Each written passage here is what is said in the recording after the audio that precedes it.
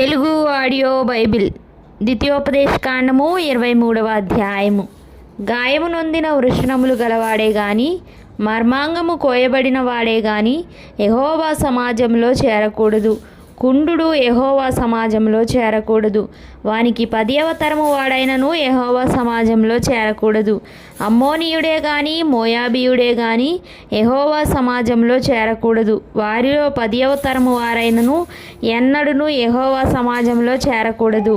ఏలయనగా మీరు ఐగుప్తులో నుండి వచ్చుచుండగా వారు అన్నపానములు తీసుకొని మిమ్మును ఎదుర్కొన రాక నిన్ను శపించుటకు బహుమానమునిచ్చి నదుల ఎరాములోని పెతోరులో నుండి నీకు విరోధముగా బెయేరు కుమారుడైన బిలామును పిలిపించిరి. అయితే నీ దేవుడైన యెహోవా బిలాము మాట విననొల్లకుండెను.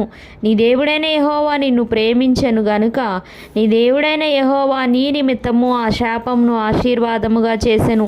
నీ దినములన్నిట ఎన్నడును వారి క్షేమమునైనను మేలునైనను విచారింపకూడదు. ఎదోమీయులు నీ సహోదరులు గనుక వారిని ద్వేషింపకూడదు. ఐగుప్తు దేశంలో నీవు పరదేశివై ఉంటివి గనుక ఐగుప్తీయులను ద్వేషింపకూడదు. వారికి పుట్టిన పిల్లలలో 3వ తరము వారు యెహోవా సమాజంలో చేరవచ్చును. నీ సేన శత్రువులతో యుద్ధమునకు బయలుదేరినప్పుడు ఏ దుష్కార్యమును చేయకుండా జాగ్రత్త పడవలెను. రాత్రి జరిగిన దాని వలన మైలపడిన వాడు మీలో ఉండిన ఎడల వాడు పాలెము వెలుపలికి వెళ్ళిపోవలెను. అతడు పాలెములో చేరకూడదు. సాయంకాలమున అతడు నీళ్లతో స్నానం చేసి సూర్యుడు అస్తమించిన తరువాత పాలెములో చేరవచ్చును. పాలెము వెలుపల నీకు ఒక చోటు ఉండవలెను.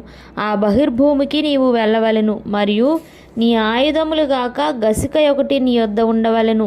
నీవు బహిర్భూమికి వెళ్ళునప్పుడు దానితో త్రవ్వి వెనుకకు తిరిగి నీ మలమును కప్పివేయవలెను.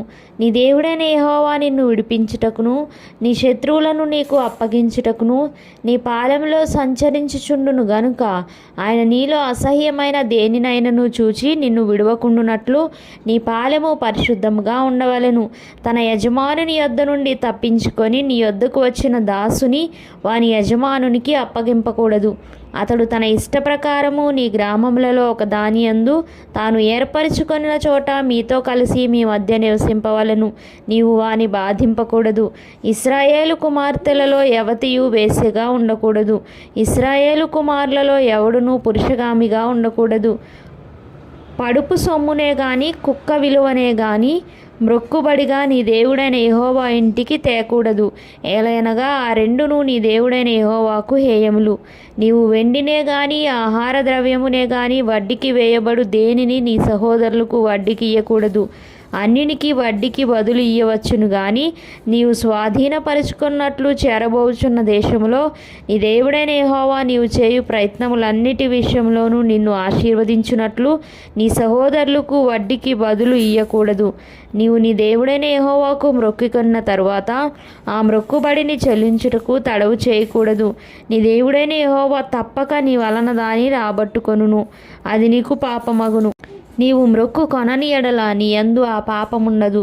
నీ పెదవుల నుండి బయలుదేరిన మాటను నెరవేర్చుకొని నీ దేవుడైన యెహోవాకు మ్రొక్కికొన్న ప్రకారము నీవు నీ నోట పలికినట్లు స్వేచ్ఛార్పణము నర్పింపవలెను.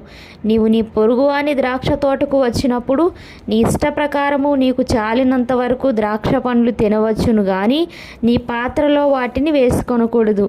నీ పొరుగువాని పంట చేనికి వచ్చినప్పుడు నీ చేతితో వెన్నులు త్రుంచుకొనవచ్చును గాని నీ పొరుగువాని పంట చేని మీద కొడవలి వేయకూడదు.